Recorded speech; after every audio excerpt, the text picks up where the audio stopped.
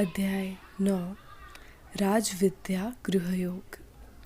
इस अध्याय के आरंभ में ही श्री कृष्ण अर्जुन को संबोधित करके कहते हैं, हे अर्जुन, तू द्वेष रहित है, इसलिए मुझे मेरे अनुभव से प्राप्त हुआ गूढ़ ज्ञान मैं तुझसे कहता हूँ, जिसे सुनकर तू अकल्याण से मुक्त होगा और अजागृति को पार कर जाएगा। तपश्चर्या साधना से प्राप्त होने वाला प्रत्यक्ष दर्शन सभी विद्याओं में राजा समान सर्वश्रेष्ठ, पवित्र एवं धर्म के अविनाशी बोध को आसानी से प्राप्त करने वाला है। श्रद्धा विहीन अपरिपक्व बुद्धि वाले तपश्चर्या एवं साधना रहित व्यक्ति अपनी आत्मा में स्थिर नहीं हो पाते हैं। उनके चित्त की शक्ति इंद्रियों के भोगों में भटकती रहती है। इसलिए परिणाम स्वरूप ऐसे मनुष्य आवागमन वाले मृत्युगामी संसार में भटकते रहते हैं। सभी जीव परम चैतन्य में समाये हुए हैं। परम चैतन्य के अव्यक्त स्वरूप को इंद्रियों एवं मन से नहीं पाया जा सकता। सभी जीव चैतन्य एवं पदार्थ के संयोग से अस्तित्व में आते हैं और पदार्थ में से सुख पाने की आकांक्षा में परतंत्र जीव बार बार उत्पन्न होते रहते हैं और नाश पाते रहते हैं। परम चैतन्य स्वरूप को जानने वाला बोधपूर्ण जागृत व्यक्ति आसक्ति रहित एवं उदासीन होने के कारण कर्मों में बंधता नहीं है। वर्तुल गति में घूमते संसार चक्र में वे जल कमलवत रहकर केंद्र स्थान में स्थिर रहते हैं। तप रहित, भक्ति रहित, अशुद्ध चित्त वाला बेहोश व्यक्ति अपनी अपरिपक्व बुद्धि के कारण इस ज्ञान को जान नहीं पाते हैं और ऐश्वर्य के ज्ञान में अश्रद्धा रखता है। अनेक जन्मों की यात्रा करने के बाद जीव परम ज्ञान प्राप्त करने की आकांक्षा रखता है। पदार्थ में सुख की क्षणभंगुर भोगों की इच्छा रखने वाले, व्यर्थ कर्म करने वाले, व्यर्थ ज्ञान रखने वाले बेहोश लोग राक्षसी, असत्य, आसुरी मोह में घेरे रखने वाली प्रकृति का आश्रय लेकर आखिर रोग, संताप, भय, दुख, पीड़ा ही प्राप्त करते हैं।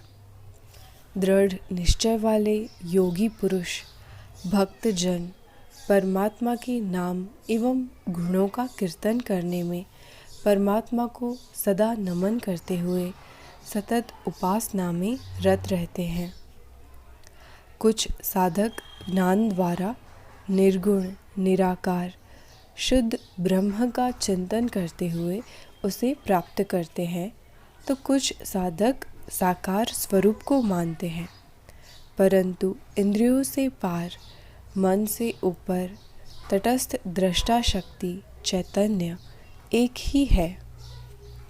परम चैतन्य आंतरिक रूप में तो एक ही है, परंतु बाह्य दिशा में विविध स्वरूपों में, विविध गुणों एवं स्वभाव में प्रकट होता रहता है।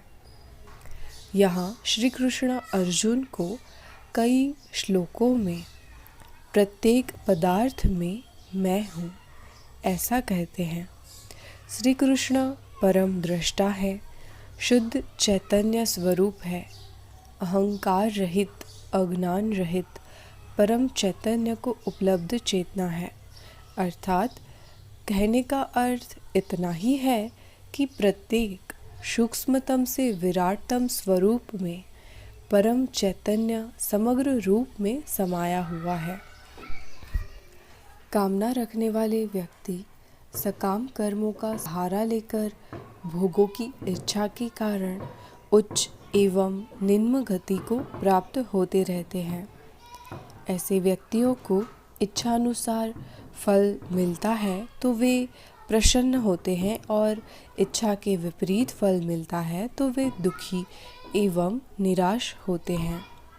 वे सतत बाहर से कुछ प्राप्त करने की इच्छा में दौड़ते रहते हैं और उनके हाथ में सदा दुख, हताशा एवं संताप ही आते हैं। परंतु आत्मनिरीक्षण के अभाव में वे इस बात को समझ नहीं पाते हैं। जो निष्काम भाव से दृष्टा स्वरूप आत्मा में स्थिर हो जाते हैं, उनके पोषण एवं रक्षण का भार इस जगत की सूक्ष्म व्यवस्था स्वरूपी दिव्य शक्ति ही उठा लेती है। जो लोग अलग अलग तरीके से अलग अलग देवताओं की उपासना करते हैं, वे अंततः उपासना तो शुद्ध चैतन्य की ही करते हैं, परंतु वास्तविक स्वरूप को जानने की क्षमता न होने के कारण परम कल्याण तक पहुंच नहीं पाते हैं। देवताओं को पूजने वाले देवों को प्राप्त होते हैं, पितरों को पूजने वाले पितरों को प्राप्त होते हैं, भूतों को पूजने वाले भूतों को प्राप्त होते हैं, परम चैतन्य को पूजने वाले परम चैतन्य को प्राप्त होते हैं। भक्ति पूर्वक पूर्ण प्रेम एवं श्रद्धा से अर्पण किए हुए पत्र, पुष्प, फल एवं जल का सेवन अज्ञात, निराकार, निर्विकार परम चैतन्य द्वारा होता ही है। श्री कृष्ण अर्जुन को यह बोध देते हैं कि तू कर्म किए जा, यज्ञार्थ भोग दे, दान दे, तप कर, सर्व परम चैतन्य को समर्पित कर दे। इससे तू शुभ अशुभ का फल वाले कर्म बंधन से मुक्ति प्राप्त करेगा। शुद्ध चैतन्य प्रत्येक जीव में समान रूप से व्याप्त है। चैतन्य स्वरूप समभाव रूपी है, उसे कोई प्रिय या कोई अप्रिय नहीं है। चैतन्य स्वरूप में प्रवेश पाने की इच्छा रखने वाले व्यक्ति की गति ऊर्ध्वगामी होने के कारण, स्वाभाविक रूप से उसकी आंतरिक शक्ति शुद्ध होने के कारण, प्रेम एवं निर्भरता के कारण चैतन्य के परम जगत में प्रवेश प्राप्त करती है। इस प्रवेश के प्रयत्न में या प्रवेश करते समय उसकी आंतरिक शक्ति ऊर्ध्वगामी बनती है, काम केंद्र से तीसरे नेत्र की ओर बहने लगती है। दुराचारी, बेहोश या अज्ञानी भी यदि अनन्य भाव से भक्ति करे तो वह भी परमात्मा के परम जगत में प्रवेश पा सकता है एवं धर्मात्मा बनकर अविनाशी शांति को प्राप्त हो सकता है। उदाहरण स्वरूप बालिया लुटेरा तप करके वाल्मीकि ऋषि बना। अंगुलीमाल भी भयानक हत्यारा होने के बावजूद बुद्ध के संपर्क में आकर परम गति को उपलब्ध हुआ। इस अध्याय के कुछ आवश्यक श्लोकों के अभिप्राय को स्पष्ट करते हैं। श्री कृष्ण 31वें श्लोक में अर्जुन से कहते हैं कि मेरा भक्त कभी विनाश नहीं पाता है। अभिप्राय: परम सत्य की खोज में निकला प्रयत्न करने वाला साधक जब हार जाता है, थक जाता है, तब परम शक्ति उसके तप की रक्षा करती है, उसे हिम्मत प्रदान कर पुनः प्रयत्न में स्थिर करती है। कोई ना कोई सहायता किसी न किसी रूप में उस तक पहुंच ही जाती है। किसी भी अर्थ में भटका हुआ जीव भक्ति में या साधना में उतरकर परम गति को प्राप्त कर परम शांति प्राप्त करता है। यीशु सदैव अपने वक्तव्य में कहते थे कि परमात्मा की खोज में निकला यात्री कभी भी खाली हाथ नहीं लौटता। भगवान महावीर भी कहते हैं कि होश साधने की यात्रा में जो एक कदम भी उठाता है, उसका दूसरा कदम अपने आप ही उठ जाता है। पदार्थों की कामना एवं वासना में भटकी हुई स्त्रियां, वैश्य, शूद्र और चांडाल भी यदि भक्ति में मन रमा कर आनंद के साम्राज्य में प्रवेश पा जाते हैं तो पुण्यशाली भक्त ज्ञानी अर्जुन जैसे ऊंचे राजर्षि परमानंद को उपलब्ध हो, इसमें कोई आश्चर्य नहीं। श्री कृष्ण अर्जुन को इस अध्याय के 33वें श्लोक में कहते हैं कि सुख शांति रहित एवं क्षणभंगुर लोक में जन्म लेकर तू परम चैतन्य होशपूर्ण स्थिति की खोज में साधना कर, भक्ति कर, अपने मन को मुझ में लगा। यहाँ श्री कृष्ण मुझ में शब्द परमानंद के लिए उपयोग करते हैं।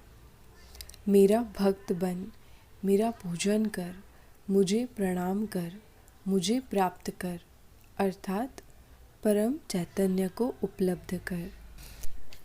अभिप्राय: बाह्य जगत के पदार्थों में से सुख प्राप्त करने की दौड़ अंततः दुख, निराशा, हताशा, भय एवं संताप ही देती है, परंतु मन के लालच के वश होकर व्यक्ति इसी आशा में बाह्य जगत में दौड़ता रहता है कि शायद भविष्य में कोई सुख बाह्य जगत में प्राप्त हो जाएगा।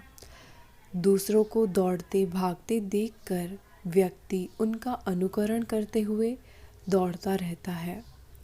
कृष्ण अर्जुन को समझाते हैं कि इस स्थिति से बाहर निकल, इच्छा स्वयं ही क्षणभंगुर है, इसलिए इच्छा द्वारा प्राप्त पदार्थ से सुख मिलना संभव नहीं है, क्योंकि इच्छा और पदार्थ दोनों अल्पजीवी हैं, क्षणभंगुर है।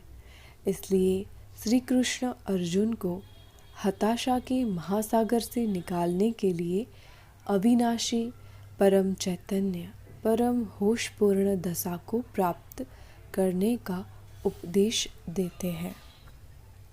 यहाँ पर अध्याय 9 पूर्ण होता है।